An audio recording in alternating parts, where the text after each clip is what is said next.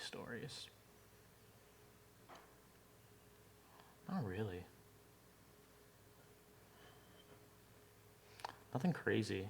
I live a very boring life, at least in this part of it. What are you doing like right now? Like, what's your week look like? I don't know if I want to say.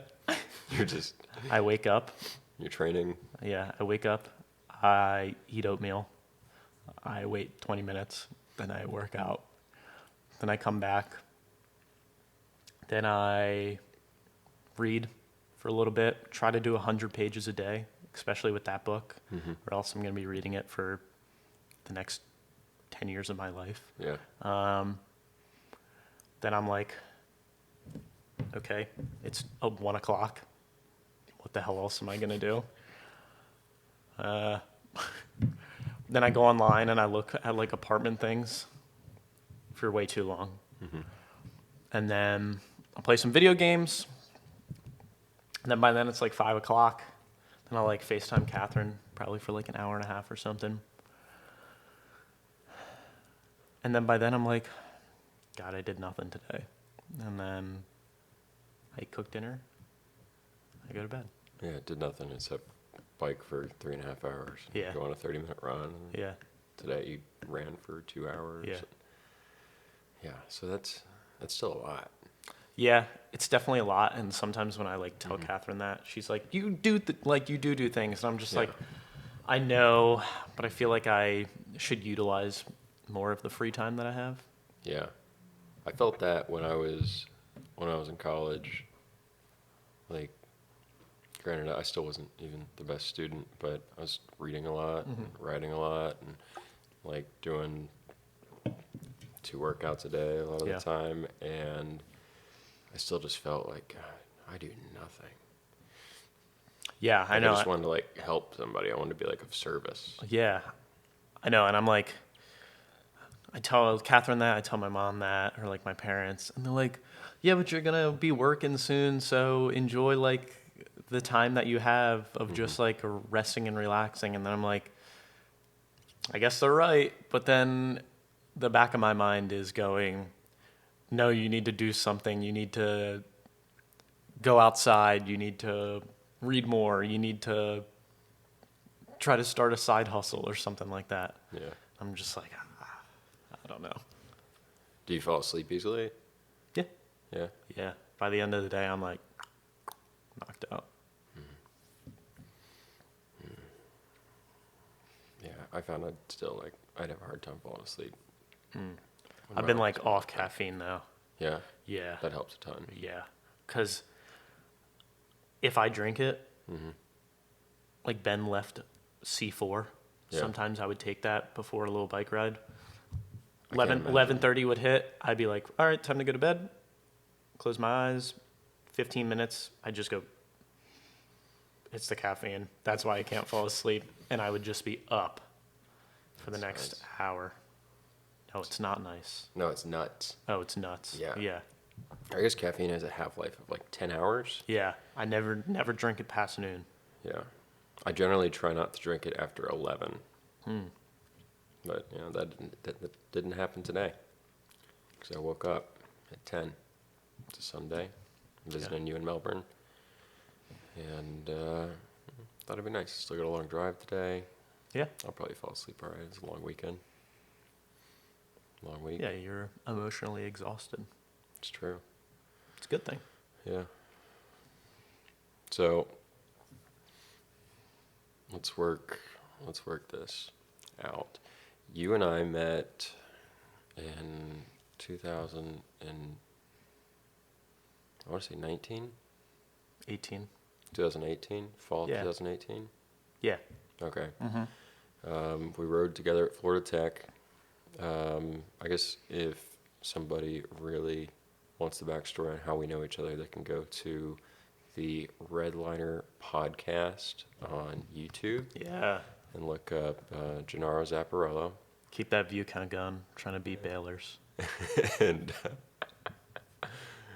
did Baylor win out or did? I think he has like 300 views and mine's at like 280 or something. Man. All I know is we're both murdering Ben's video. Yeah. Yeah. Do you guys like go back and watch it to try to bump it up? No. Yeah. Yeah. All right. So if you want to know more about our relationship, I guess you can check there. We rode together in college in Melbourne, at Florida Tech, and then we lived together for a year, 2 years. I don't know. I'd say it was 2 years. 2 years in this house that I'm visiting. Thanks for welcoming me here. Yeah. How's it feel? It's like the Bizarro world. Yeah, the Bizarro world, the Twilight Zone. Yeah. It's interesting. A lot of memories in here. A lot of good times, a lot of bad times, a lot of really good times, a lot of really bad times. So it's like, yeah, it's all right. How'd it feel going to the bathroom, not in your bathroom, though? That must have been weird. Well, honestly, I like, kind of thought about the bidet. I was like, man, I wonder if that's still there. That would be pretty nice to use right now. Yeah. Just those things. Felix that's a whole does nother have level. one hooked up. Yeah, Yeah. It's nice. that's a whole nother level. Yeah. Yeah. I gotta get one of those things again. Europeans, man. They got some right. They got a lot figured out. They've got that figured out. They've got the squatty potty, the stool. Is your dad still using it? He started using it That's good. like a year and a half after I got it for him. I remember when you gave it to him. We were all here. He was so embarrassed. He hated it. That was so funny, though. I'm like, Dad, you use that while you poop. It makes things a lot easier. Yeah. I was jealous. I was like, damn. Oh, that's a nice one. Yeah. It was like It bamboo was or wood something. or Yeah, and it's got like Crip tape on it. For those post Chipotle. Yeah. Yeah. Yeah, it's a pretty sweet one. I'm jealous. I've got a little plastic one. You gotta get one of those when you move up to Chattanooga. Oh, that's the first thing on my list. That and a stone bath mat. Those are so cool. They dry in like a minute. Yeah. The advertisement algorithm, it's got me. Hook, line, and sinker. Yeah, those are sick. What else is cool that you've been advertised? Fabletics? Yeah. Fabletics. Yeah, that. A lot of like smart switches. Yeah. Yeah. The smart house stuff is really cool, and I haven't done a lot of like the brand name stuff, but I've kind of gone old school. And you know those like timers that you'd have for Christmas lights? Yeah. So I have one of those hooked up to a lamp I have that I wish I brought for this, but it's this softbox lamp for like video. Okay. And I hooked up this timer to that so that in the morning, and when I want to wake up, it goes off, and my room is bright as can be. Yeah. So just like hacks like that, I think are really interesting that can make your life easier. Yeah. That's another thing on my list, that sunrise lamp that you had.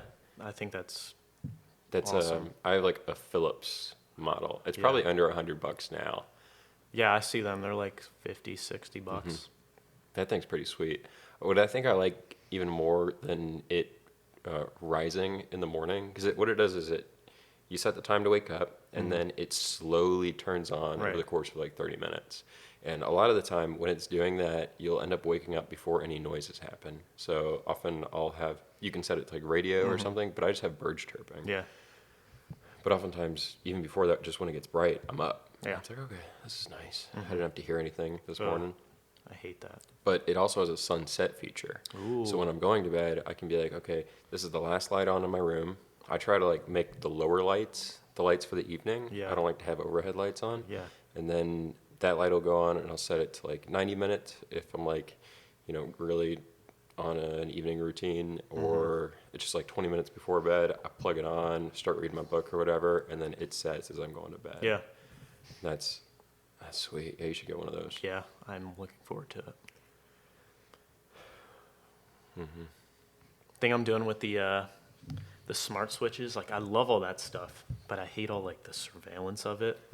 You know, that like exactly. I bet you I'm gonna go on my phone after, and it's gonna be like, oh, here's the sunlight that we were just talking about.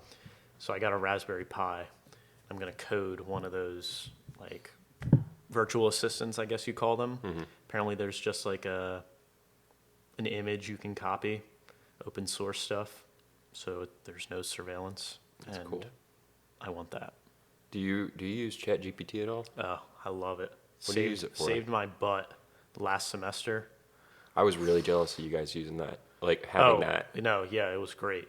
That was incredible. Yeah, I took a finite element analysis class, which is essentially like you have a beam attached to a wall, you apply a force at the end of it. What's the lattice structure, the atomic structure on the inside going to look like? You know, is it going to break? All that jazz. And we did a lot in MATLAB. I'd never coded in MATLAB before. Right. So I'd be like, hey, help me solve, or how would I code this in MATLAB? I got a B. It saved my life, literally. If it didn't exist, I was definitely failing that class. That's so strange. I mean, it's like the internet. Oh, yeah. I mean, The information is what out there. Internet, but what I'm saying is, it's like what the internet was the last generation. You know, it's that big of a difference. Like Yeah. from going to the library to having the internet. Right. Now it's like from like having to scour the internet yourself, or even with the use of an awesome aid like Google, to using ChatGPT. It's otherworldly. And I've got a little cousin, Carson. Yeah. Yep. And he actually just turned 15 today. And that means this last year was his first year in high school. And I just kind of like gently tried to ask him if he knew about like ChatGPT and all this stuff, because I don't want to like, I don't know, like hinder his like ability to like use his own resources. Right.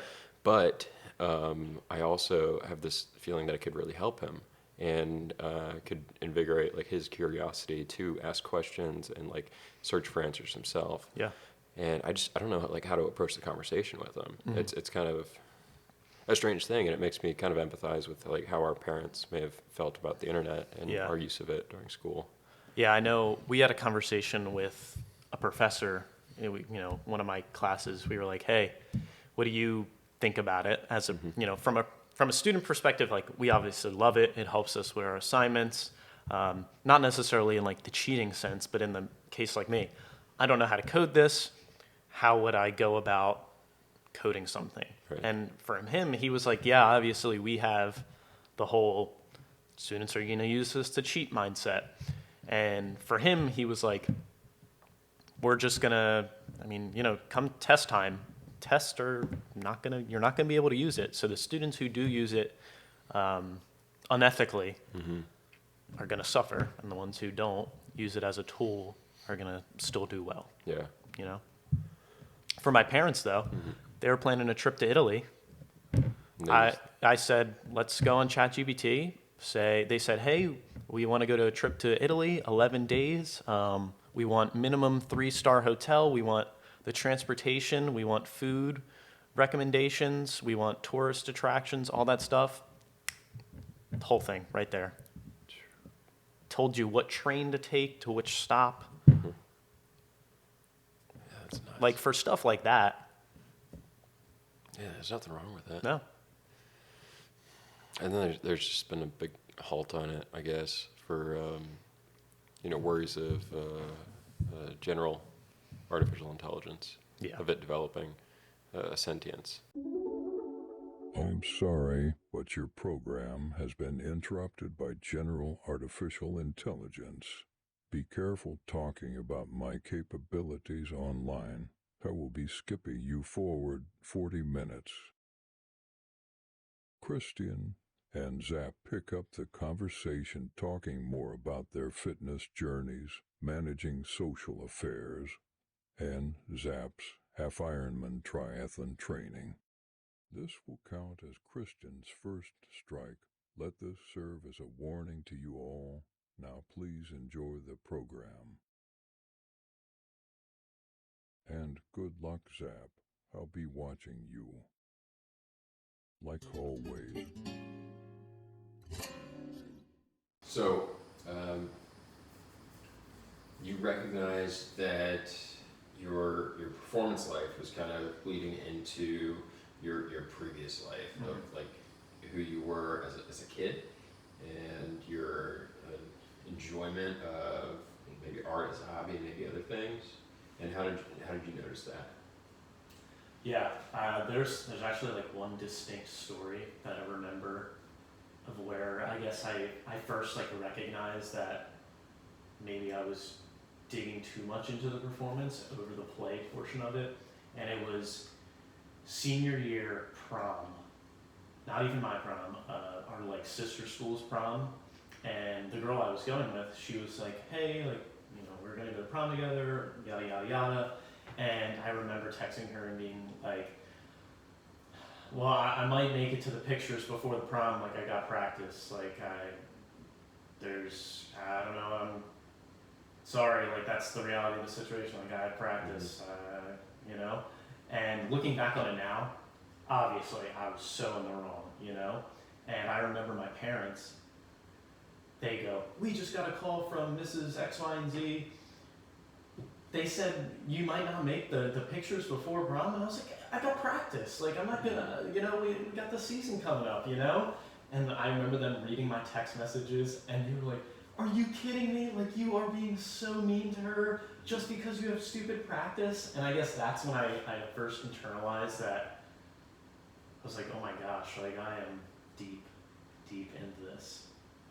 But I loved it. Like, it was, you know, right after that day, I dove right back in, you know, head first. And yeah, I was just committed, so committed, I feel like. And yeah, I feel like my other hobbies like art and stuff like that definitely got like pushed to the wayside, just because of, I mean, you know, the time commitment to not only team, to your own performance and stuff like that. So. Right. A couple years ago, I had wrote in my journal, when I was 14 years old, I killed an artist, and he's been haunting me ever since. And that was like kind of the moment. I think I was in an art program at one high school, and I switched to be closer to the lake for practice. And then when I went all into that, I just shut the door behind me, and I left it all behind. And then when I got to school, like I kind of got into like video and like vlogging the trips of the team and stuff, and did a little bit with the podcasts and all, and that was like kind of my way of expressing it. But kind of, I felt like I don't know, it just haunted me, and it was just like a part of me that I really wished could have come along for more of the ride. But it was like I had to like keep like burying it every time, like it would like crawl out, like the pet cemetery. And then I found myself kind of like getting in touch with that again when rowing stopped. So like how has it been like being with yourself since the end of your rowing career? Yeah, I think it's been great. I think I saw this on Pinterest a couple days ago. It's I think it was like a Carl Jung quote. It's like, you know, follow your childhood pursuits, and here lies, you know, your happiness. And, you know, you saw him making a clay burger. Like, I'm 23 years old, but it's fun, you know, I love it. I've been drawing more, I've been reading more, I've been painting more, been playing video games more, stuff that like I did as a kid that because of rowing and my commitments to athletics, like you said, got pushed behind you. Like you don't really think about it. So it's been nice to kind of rekindle some of those passions. I've started trying to learn the guitar, a little spotty, but now when I'm moving to Tennessee, I feel like I'll get a good guitar teacher. But yeah, I'm enjoying the finding, I guess, myself again, you know? Right. So the example of the prom, I think that kind of like dives into where the knife of sports performance cut into your social life. Upon that, I can recollect the abysmal social life and social skills that I had through all of my time in rowing. Yeah. You know, even going into college and like leaving college. And did you have a similar experience with that? Do you feel like your social life was limited?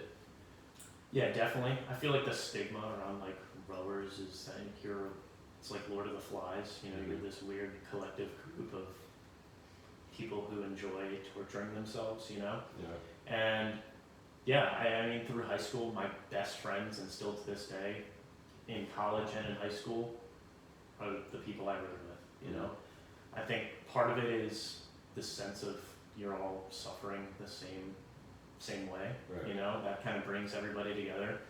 But even, you know, I had best friends in middle school that I would every weekend hang out with, every weekend. Then as soon as rowing started, it's just like gone. Yeah. You know, and yeah, I wouldn't say I had so many like social anxieties, I guess you can Mhm. say, you know, talking to people or stuff like that. But I know I'm like red or rowing, that's all the memes are. They're like, Yeah. rode for 8 years, don't know how to talk to a girl sort of thing, you know? I think most of mine, and of course there were times where I was very like socially anxious, but most of the time I just didn't care. Yes, I exactly. didn't care to spend time with other people. Yeah, you hit the nail right on the head there. I was like, going back to the prom story, I was like, this prom means nothing. Like, I just want to practice and get faster. Yeah. And yeah. And I didn't understand really a lot about like serendipitous good times. And I think I kind of learned that with like some parties, you know, early on in rowing, and then even later, just some of the times that, you know, when all that slowed down, just the ability to hang out and chit chat and have a good time that way. But the idea of like fun being something that was important was pretty foreign to me. Yeah. And now, as someone who's graduated college and, you know, found yourself back into sport, is it still something that seems kind of divorced from fun? Is it something that you go to find like suffering in, or are you having fun with it? Yeah, I think there's definitely part of like the searching for some sort of suffering and adversity.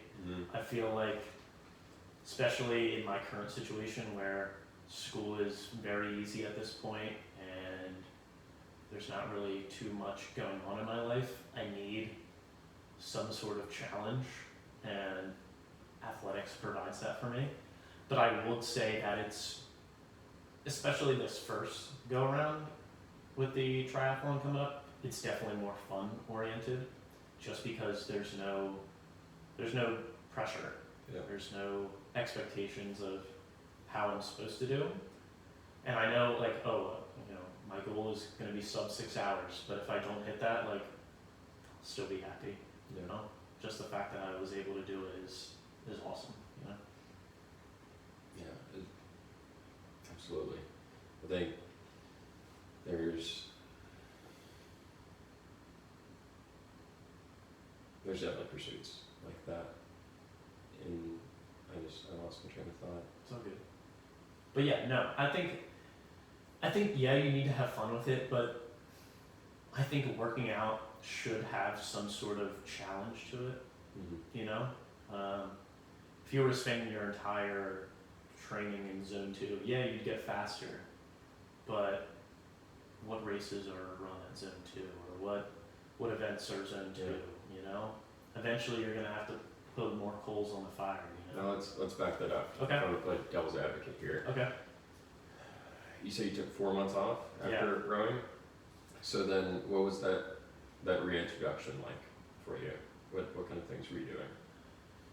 I was teetering between entering the world of, I guess, weightlifting and the more cardio junkie mindset that I've always been exposed to. You know, my relationship with Catherine has definitely opened up my eyes to like weightlifting more. She used to do powerlifting, so she has like a lot of experience, a lot of good things to say in that regard. So I was like, oh, maybe that's my era that I'm in life. Maybe I need to be in like my power body era, power building era, in my life.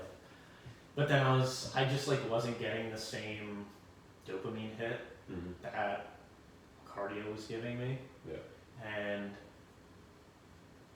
yeah, you can go to the gym, you can lift some weights, but there's like nothing better than running on the beach or biking down tropical trail and just like being outside. You can't lift weights outside, which is, I'd say in the past like 2 years, I've really enjoyed spending more time outside. Yeah. And being able to swim, being able to bike, being able to run outside has more, I guess, falls in line with more what I want. Your base look like. Yeah. It's understandable. Yeah. Like that's why I loved, I guess, rowing here. Was that, I knew 5 months out of the year wasn't going to be stuck looking at some stupid erg stream. Like I'd rather look at the back of somebody's head outside in the canal doing 20,000 meters than on an erg stream doing 20,000 meters. Yeah.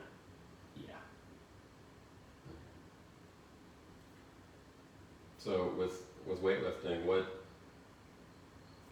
rubbed you wrong apart from being inside?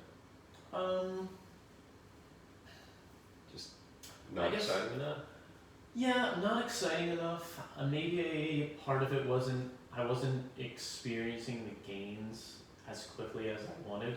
In VTC, we talked about this a little bit yesterday. We would do the incline bench, and we'd be reffing out 50 pounds of this incline bench. When I took the 4 months off and I went back, I was doing like 30 pounds, and in my mind, it's like, I should be able to do 50, like I did 50 before. Why can't I do it now? I need to be able to do it. Like this needs to happen tomorrow or today. Yeah. And I just guess I wasn't willing to be a novice again. Yeah. And guess that's kind of what rubbed me the wrong way. But I think after this era, I would like to spend more time. After this era being like after this Half-Ironman? We'll see after the race how much I enjoyed it. It might be, maybe I'll get the itch where I'm like, maybe I should do a full one. Or maybe I can go sub 6 hours this time. But I feel like maybe once me and Catherine settle down, she loves working out and lifting. Yeah. And I definitely want to spend that time with her because that's one of her passions. I feel like it'd be really nice to do that with her. I think even in this era, there's a strong case for you doing like at least 1 day a week of strength training. Yeah, I definitely need to. I don't, but I should. So if you just look at it like brushing your teeth. Yeah. And then, you just like going through the monotony of it, following like a slow progression plan, just something to cover your bases and make sure that your body is incurring resistance. Yeah. And, keeping your bones strong, your ligaments strong, building strength in your muscle, and, making you a better athlete, and you'll be able to recover better, from the cardio with the addition of strength, allowing the time for it. But I can understand you not liking it because I used to hate it. Yeah. And in college, I hated it. And maybe it's something you wait until after this triathlon to do. But I think slowly approaching that, 'cause you might end up finding yourself a bit tired, by the end of this stint. Yeah. If you're not already. What does your training volume look like week to week? I think normally it's between 9 and 11 hours a week. Okay. Training wise. I just passed the build phase. So that was just like a lot of volume. So it's a 16-week program. Yeah. The build phase, how long was that? So halfway was today. So this it was building all the way up until today. And then this next week is like retest week. So all like the baseline tests that I did at the beginning. Ooh. Yeah. That's gonna be fun. No, it's not gonna be. Yeah, it'll be fun. But so it's like retest this week, this upcoming week, Mhm. and then it's kind of the peak phase. That's what they call, and it's more aligned of what's I'm going to experience on race day. So normally the training now is, you know, a longer bike on Saturdays with a shorter run right after. Mhm. But I've already been looking ahead, and it's going to be more race day time on the bike, followed by race day time on the run. So you're moving more into the threshold territory. Yeah. How do you generally feel about threshold training? Do you enjoy it, or is it something that is very painful to you? No, I think there's a lot of value in it. Yeah. I do like the steady state kind Mhm. of training. I guess what we said earlier, the 80-20, Mhm. because you know the 80%, the low intensity, the volume is what's going to carry you when that 20% starts to fail. Yeah. You know, once you run out, you gotta tap into like fitness, Mhm. and that's something Jim always said. You know, when we were running, like, you guys have the fitness to do this. Mhm. So I guess, you know, putting in those miles, putting in the yards, you know, the meters, I guess, on the bike, when push comes to shove, like I know, oh, okay, I did this, yes, I did this 2 weeks ago, you know, I was able to do this. That's what I think of, you know. Yeah. Are you liking more the biking, the swimming, or the running? The biking, for sure. Yeah. Yeah, because sometimes people pass me on Zwift, and I'm like, God, they're going so fast up this hill. And then we watched the Tour de France, and it's like, oh my God, they held 250 watts for 130 miles on day 7, and then sprinted at 1200 watts for the last 500 meters. Like, I'll never be able to do that, first of all, but God, it'd be awesome. Yeah. The video I sent you yesterday, it was about like their ability not to ignore the pain, but to interact with it and to engage with it in a way where it informs their like position on the bike and just their decision throughout the way it raced. I thought that was really neat. Yeah, those guys are literally, now that I'm biking more, I am convinced it is the hardest event Mm-hmm. in sports. Yeah. 21 days of pure hell. Yeah. And phew, the gooch. Yeah, God bless the gooch. literally. Good grief. I'd done a century in May, I think. No, it was before then. April. Yeah. Whatever. Earlier this year. First 50, 60 miles were fun. And then it was just this terrible radiating pain Yeah. beneath me. Like sitting on a hot coal. Jeez Louise. Do you use chamois cream? Yeah, you gotta. I still haven't gotten any. You need it. Trust me. Yeah. I'll give it a shot. How's the swimming going? Terrible. No, not. It's going well. I'm definitely have improved a lot. What was your first day in the water like? I went with Ben Mm-hmm. and did some pointers. He gave me some pointers.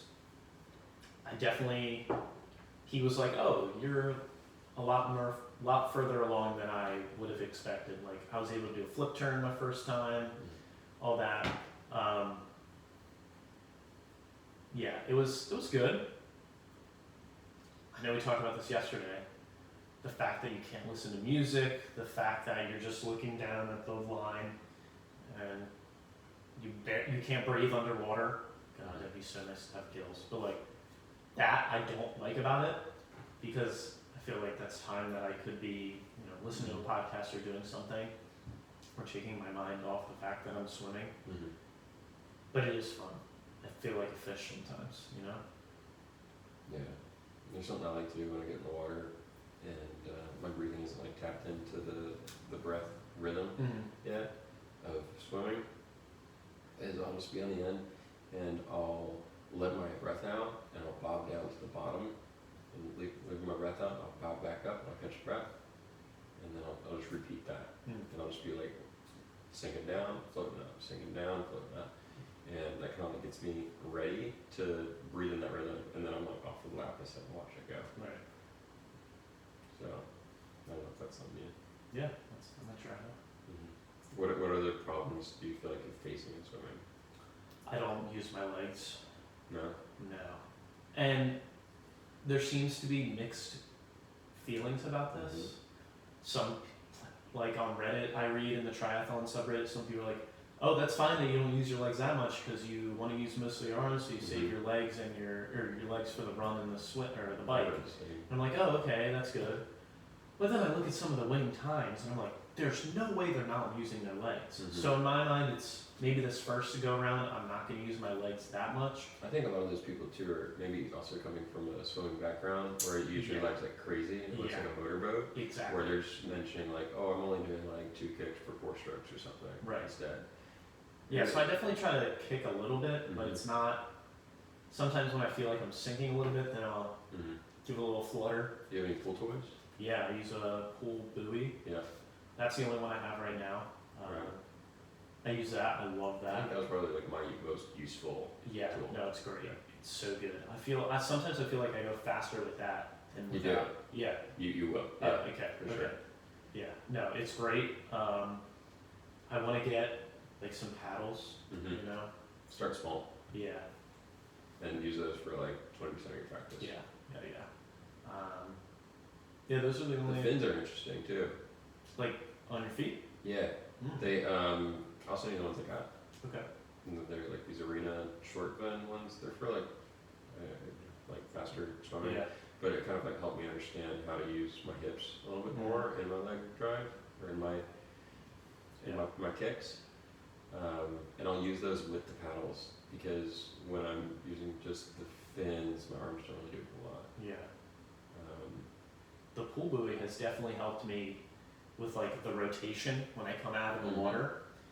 I feel like with the pool buoy, I just do more head Mhm. than what I was doing previously was like a full body. Yeah. You know. What increments do you tend to swim in?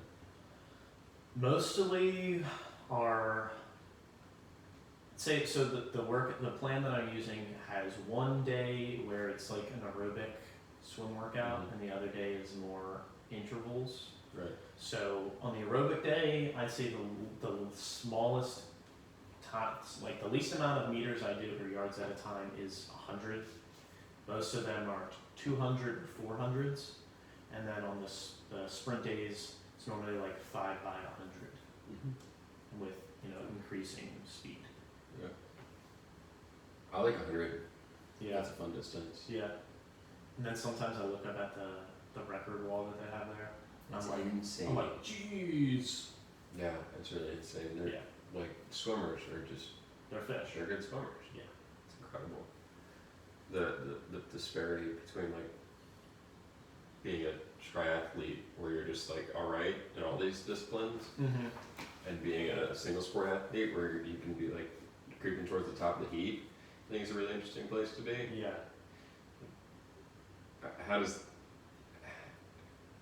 Have you thought about that? Yeah, I thought about it. I was like, wow, maybe after the triathlon I'll just like do biking Mm-hmm. and just stick to biking. And then part of me thought about, I'll just do a biathlon, Mhm. the bike and the run. But then I was like, gotta do the swim at that point, Have you heard of swim runs? No. Those really interest me. Oh god. Yeah, those are cool. And a lot of them are in like pretty exotic places. Ooh. There's also Xterra, which is mountain bike Yeah. or swim, mountain bike, trail run.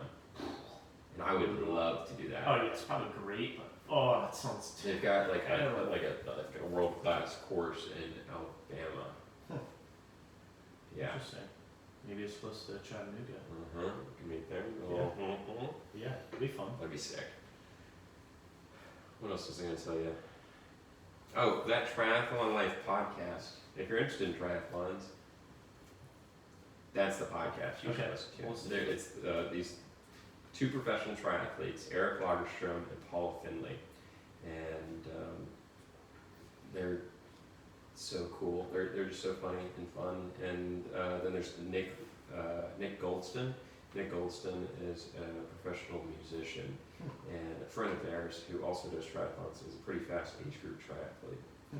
And they post one podcast a week. It's about an hour long. They do Q&As. They do their own race recaps. And they all do 70.3 triathlons. Yeah. That's a fun podcast. I Yeah, forgot to I'll mention listen that to one, it. but Yeah. I think you really like that. Okay. It's something that like kept triathlon in my mind when I wasn't really committed to anything. Yeah, that's a cool one. Yeah, I'll check it out. Which is I'm sure they have good tips and stuff. They like do. that. Yeah, and a lot of experience. They've been doing it like since they were teenagers. Yeah. See, I feel like what I can use the most, I guess, information on now is like race day nutrition. Mm-hmm. I feel like that's going to be a huge portion that I don't really have too much experience with. Yeah. Just because I haven't bought the bullet, or Mhm. bit the bullet, and purchased like the goos that everybody uses. I just need to get them because apparently Those are really helpful. yeah, they seem to be when I ran the half marathon, Mm-hmm. they had them at like every aid station, and I would just run by and maybe hand them out. I'd grab a goo, and I was like, oh my god, this is awesome. Keep going. So I feel like I need to get those because on race day, it's probably what I'm going to use, and I need practice with what I'm going to use. Right. If that makes sense. Yeah, no, for sure. You like definitely want to understand what your stomach can handle. Exactly. I've heard a lot of people say like just push the limit, see like how many carbs you can get in every Yeah. hour before you get sick, and like what type of things like your stomach agrees with, what it doesn't, and like what you feel like actually aids you and gives you energy and whatnot. And generally, when I'm doing like zone 2, I try to take on carbs like every 45 minutes, Yeah. and up to like 100 or something. Mm-hmm. Yeah, no great. Yeah, I've been looking at something similar to like a liquid IV, an electrolyte, but they also sell like a carb powder. Mm-hmm. So I'm like, oh, maybe I'll. Like element T. Yeah, something like that. Yeah. Yeah, so I'm like, oh, maybe, I don't know if I'm gonna do, because sometimes I can't stomach a Cliff Bar, just like it's too much chewing for me sometimes. Yeah. So I don't know if I'm gonna go like goo, The liquid. gummies are fun. Oh. Have you done any soda along? No, but I hear that's also. Dude, like I love having a Coke and I really want to work out. It just sounds so wrong. It sounds so wrong, but nothing made me feel as good as that Coca-Cola did on my 100-mile bike. Yeah, that probably hit the spot. And there's a little caffeine in there, and you're getting sugar, and it's just like, it was right there. I didn't cramp at all. Yeah, it was nice. Okay. And Yeah, I'll try they'll do that. You'll see that at Ironman. Yeah, the guy I listened to, one of the inspiration that I had for doing the Ironman or the Half-Ironman was Cody Co. Yeah. Yeah, he started like his fitness, I guess, page. And I was like, oh, well, if he can Cody do it. trains. Yeah, exactly. Yeah. Yeah. I was like, well, if he can do it, then I should be able to do one. And that's what he said in his race recap. He was like, I was cramping so much by the end of the run because I was just only drinking Coca-Cola. And I was like, oh, that's interesting that they do An that. interesting choice there. Yeah, I might implement some soda. Old Mountain Dew. No, that's too Scary. dangerous. Yeah. Terrifying. Good stuff. I would love to like stay here and talk forever, but I should probably go. I got a buddy coming into town. Or he's in town. I gotta catch dinner with him before he flies back to Utah or drives back or whatever. But we should do another one of these. If we can't do it in person, let's do it on like Zoom or something Yeah, in the future. Especially catch up after the triathlon. When is the tri? September 10th, September 10th, Atlantic City. 2023. That's exciting. What day of the week is it? Sunday? I should probably know that. But Sunday, I think. What's something that you want to remind yourself now, if you were to listen to this like the day before? Celebrate your fitness on that day. Put in the work. Why not go out hard, you know? Yeah. You got one body to live in. That's Just right. Enjoy it. Exactly. Anything that you would tell anybody who is just getting into fitness? They haven't had like a sports career behind them. As 76ers legend, maybe not legend after this past postseason, Joel Embiid said, trust the process. You know, baby steps. Everybody's got to start somewhere. If you're that person who walks into the gym and you're embarrassed, don't be. You know, every single person in that gym that's massive, that's jacked, started out the exact same way. And a gym should not be a place of like shame. It should be a place of kind of how we were talking about with Strava. It should be a place of celebration. Like you're doing something good for yourself. Why not? Don't let anybody put you down in that regard. If your friends are, oh, why are you going to the gym? They're wrong. Your body will thank you 5 years down the road. Let them know that you just enjoy it. Yeah. Don't put too much pressure on them to do the same thing. And don't put too much pressure on yourself either. Yeah. You know, just even if you're not in the mood to work out, just going there and moving a couple of weights around is better than not. Right on. Anything you'd like to say to any of your old teammates who might be listening? High school, college? Continue working out. Same thing. You guys know the struggle, the pain. Stick with it. Yeah. It's worth it. You may not remember if you stopped, and I'm sure a lot of you guys are doing better than we are, but it feels good. Yeah, and Feels good. I think I can speak for everybody that we've competed with, and a lot of rowing was some of the best parts of our lives, and I think there's a reason for that. And part of that was because we were all in great shape, going fast. Anything you'd like to say to your family? You better do the 8 bags right on that race day. I better get them on time and in the right places. And are there any last words to any strangers who may have found us on the corner of the internet? Like and subscribe. And Christian's got a lot of good information, so utilize him. Very nice. Thank you. Yeah. Thanks for doing this, Thanks, man. Cheers. There's nothing in here. Ooh. You gotta hit me. Good stuff. Yeah, that was good. Thanks, man. Of course. Anything you Yeah. grab. Was there anything else you wanted to talk about? Anything else I in think your we mind? covered it. Alright, cool. Nice. Yeah, when I do the race, we do like a little race recap. Good That'd be stuff. fun.